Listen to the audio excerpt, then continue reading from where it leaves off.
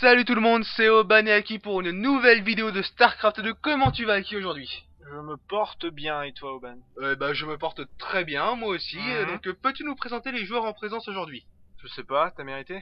Non, j'ai été un très vilain garçon, été excuse-moi. Fouette-moi avant de présenter les joueurs. Bon bah, je préfère présenter plutôt que fouetter, hein. Alors, en bas à gauche, Huck, un Canadien, Huck, un très très bon joueur qui s'est révélé sur la bêta. Il avait des techniques assez innovantes, assez couillues, assez sympas. Et il a fait partie de la team Millennium, donc un bon joueur. Donc, Ouais, que pour une des plus grosses plateformes multigaming qui a tourné sur Warcraft, etc. Ouais, World of Warcraft, mais qui a stoppé World of Warcraft récemment, faute de manque d'effectifs. Et il y avait des low skills aussi. Ça, j'en sais trop rien, mais je sais qu'ils ont stoppé faute de manque d'effectifs. Et donc du coup maintenant basé sur d'autres jeux que World of Warcraft, dont StarCraft 2 fait partie. Ouais, bah justement, alors Huck qui est la figure de proue de Millennium, puisque il a le record, Luc. Il a platine sur platine. Tu m'as appelé Luc, sale con, je m'appelle Oban. Ah faux, c'est pas toi que j'appelais. Donc record sur platine sur de ratio. Platine, ouais voilà, un ratio de 80%, donc c'est le record absolu. C'est assez énorme. Avis aux amateurs, si vous voulez le battre. Et faudra s'accrocher. En Master League sur le ladder, tu sais à peu près où il en est? Ah non, je sais pas du tout. J'ai pas du tout checké. Et Hydra, donc le meilleur Zerg du monde. Hein. Moi, je le considère comme le meilleur. Ouais, le meilleur ou comme on a dit tout à l'heure, le top 3. Le top 3, ouais. Et tu vois, Huck justement, il est connu pour avec sa probe, il fait tout le temps, fait tout le temps et qui pose un pylône. Il fait tout le temps chier et il a souvent des kills avec sa première probe, donc on va voir. Mais là, sa probe est assez mal barrée, ouais, il va pouvoir probablement simplement scouter. Et là, et l'autre qui va travailler le pylône. Non, il va scout. Il scout et une qui travaille le pylône. Donc le scout qui il lui a chapardé un peu de 5 de minerais là. Et du coup la probe qui a récupéré tout son bouclier, qui va probablement aller retaper l'autre. Non, il va passer. Non, il le pose, il avait eu le temps là. Ah, non, et il va peut-être reposer un autre pylône. Ça serait assez bien vu de reposer un pylône. Il est en train de niquer son boubou là. Avant que la probe tombe. Non, elle est passée. Il est passé. Ah, dommage. Et il prend son gaz. Donc deux gaz pour build tout à fait standard, rien à signaler. C'est le cyber. Et un cyber, donc fast expand pour Hydra avec une poule. C'est une poule? Une poule, ouais. C'est une poule. Mais Huck qui est un gamer averti parce que c'est un des meilleurs joueurs aussi sur Company of Heroes. Je sais pas si tu connais le jeu là sur la Seconde Guerre mondiale. Pas tellement. Non. On avait joué à ça. Je connais surtout Code, moi. J'ai été beaucoup joueur sur Code 6, mais c'est le seul FPS. Quand on allait dans la salle de jeux vidéo, quand toi tu faisais WoW, il y avait Company of Heroes. Ah, tu jouais peut-être, moi non. Ouais. Moi je jouais à... Regarde la probe, elle va revenir et elle va rien scouter. Non, moi je jouais à WoW à l'époque. J'étais... Il dispose bien ses overlords. Ouais, t'étais une grosse rosta de WoW, c'était un paladin de ouf. Paladin heal de ouf, effectivement. Allez, vas-y, glosse-toi là, masturbe-toi là. Je me masturbe sur mon skill. J'étais le top 1 du serveur et dans le top 30 FR niveau stuff. Un putain de dieu. Voilà, c'est... il m'a forcé à le dire. Dans les putains de sous-merde, sous-skill de SC2, c'est ça? SC2? StarCraft 2, SC2. Ah moi oui, je suis une putain de merde sous skill sur SC2 comparé aux joueurs que nous commentons. Par contre, toi Aiguillon rampant. Aiguillon rampant. Quoi, t'as quoi à dire sur moi? Sur toi, sur WoW, t'as monté un démoniste niveau 20. Et après t'as des lettres. Non, j'ai même pas des lettres. T'as pas des lettres, regarde la fight. Oh la queen qui prend cher, qui prend cher, l'aiguillon. Il est très bon en début de pression comme ça, mais l'aiguillon va pouvoir popper je pense. Ouais, il aurait la queen qui est assez faible. Oh ça. Le stalker qui inflige masse dommage quand même. Le stalker qui replie à cause des lignes. Mais il a quand même bien retardé, il a forcé Hydra à faire des lignes, et c'est ce qu'il faut faire contre un Zerg. Et un deuxième aiguillon rampant, non? Et ouais, il va le back là, il peut plus rien faire. Il vient de poser son Roach Warren, donc on va avoir du cafard. Du cafard, du Roach, du pabo. Et en face nous avons donc 2 gates, un noyau, 3 gates expand. Donc 3 gates expand peut-être après du... Ah, ça va tecker de la baie robot, ouais, ça va tecker sur le robot apparemment. Et donc les trackers qui continuent d'arraser les sondes, hop, qui tombent une sonde et les sondes qui se replient, qui reterrent de l'expand. C'est bien joué hein, parce que du coup il peut pas sucer l'or. Il peut pas sucer l'or et la couveuse qui descend et les glings qui ne vont pas attaquer parce qu'ils ne sont pas assez nombreux. Donc la couveuse qui perd beaucoup de vie, donc les glings et les guillons qui vont attaquer. Ah bah non, elle a plus d'énergie. Les glings qui vont tomber. Tomber, ça sent pas bon là. Ça sent pas bon pour Hydra. Ah tu vois, il envoie ses sondes et les guillons qui va taper les trackers. Donc les stalkers qui vont probablement tous tomber.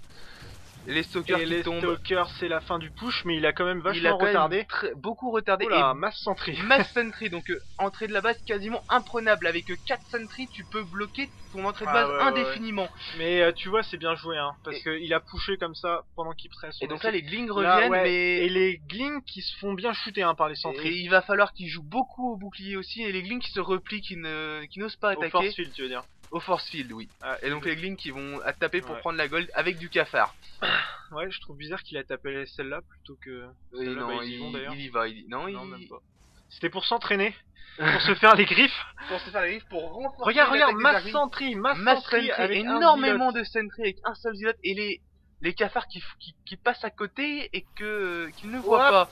Force field sur les glings et il a pas réussi à bloquer les airglings malheureusement. Beaucoup d'énergie dépensée hein. Ouais, beaucoup d'énergie dépensée mais et du coup les cafards qui fument les sentries hein. Mais les cafards qui se replient aussi tout de même et du zilot qui est warp.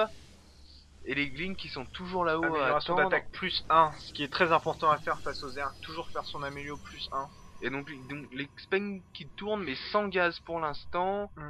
Donc du tracker, l'amélio. Hydra qui a fait les amélios aussi. Hydra qui a fait aussi attaque plus carapace, très important quand vous êtes zerg à faire votre carapace parce que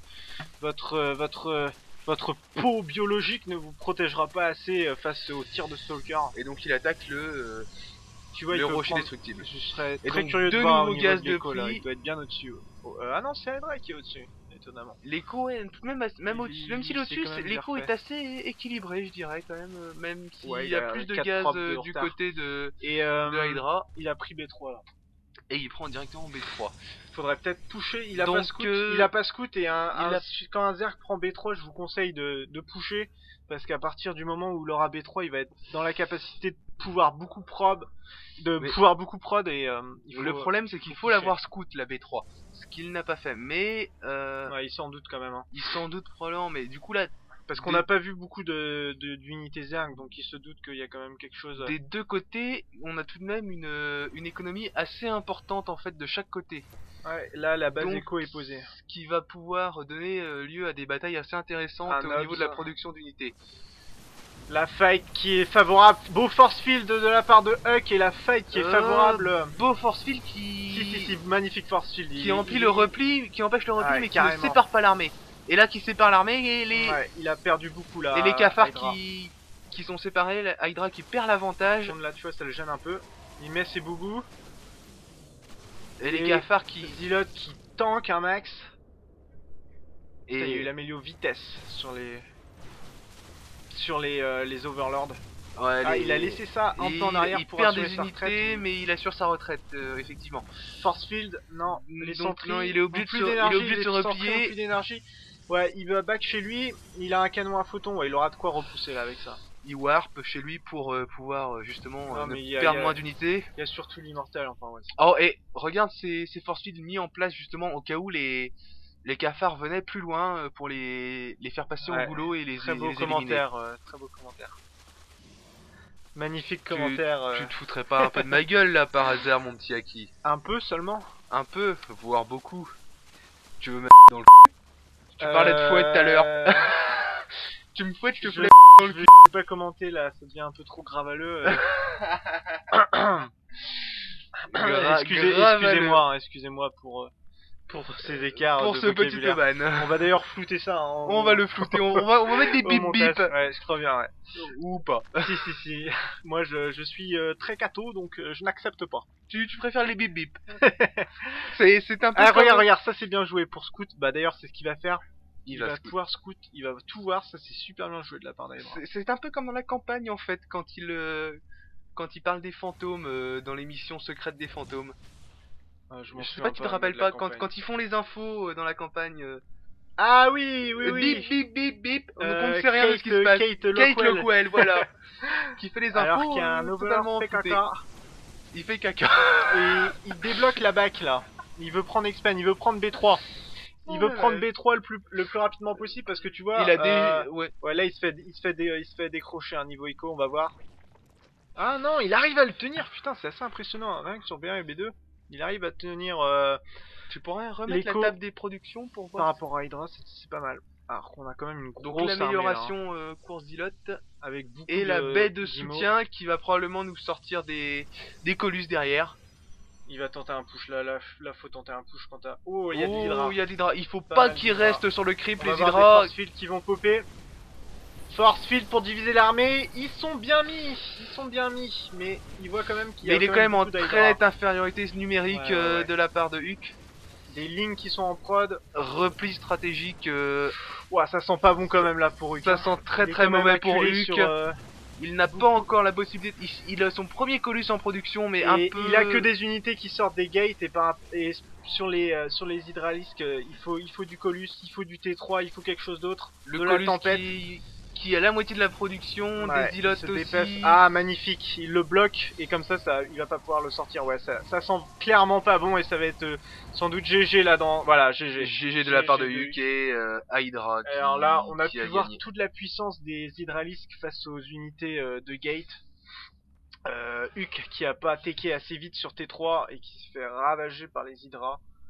Même face aux immortels, hein. Les immortels, ils aiment pas forcément les hydras. Les immortels sont plutôt efficaces face aux cafards, mais ouais, carrément. face aux hydralisques, ils ne présentent pas vraiment un avantage. Et les hydras qui sont quand même toujours très nombreux. Donc Huck qui avait perdu la partie à ce moment-là, le GG était de toute façon. Le Colus qui était Keblo de toute façon là, avec cette bouse. Je ne sais plus comment ça s'appelle, mais ça t'empêche de produire dans ce bâtiment, donc c'était mal engagé de la part de Huck. Allez, on va vous laisser là. Je crois qu'il est temps pour Oban d'aller se coucher parce que il a débordé un peu. J'ai débordé mes heures effectivement. Allez, salut tout le monde, à plus tard. Ciao. À plus tard, à la prochaine. Bonne soirée, bonne journée. Au revoir tout le monde, à plus.